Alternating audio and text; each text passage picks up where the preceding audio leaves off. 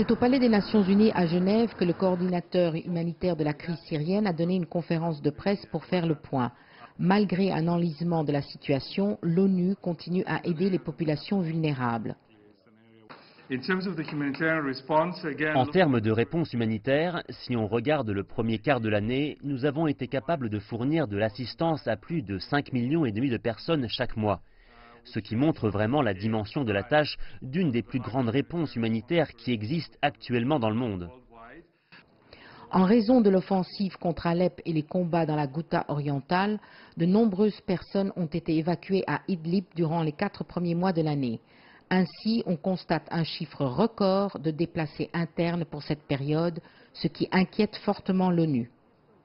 La situation humanitaire en Syrie actuellement est vraiment catastrophique. Nous avons plus que 900 000 déplacés depuis le début de l'année, plus que 6 millions de déplacés vraiment en plusieurs endroits à l'intérieur du pays, avec une situation qui est toujours très inquiétante.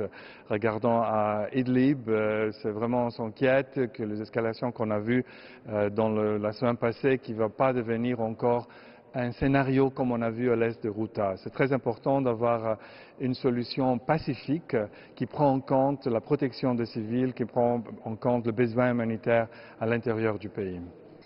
En avril, la conférence de Bruxelles avait obtenu la promesse d'importants moyens financiers, mais 2 mois plus tard, seuls 26% des fonds ont été versés.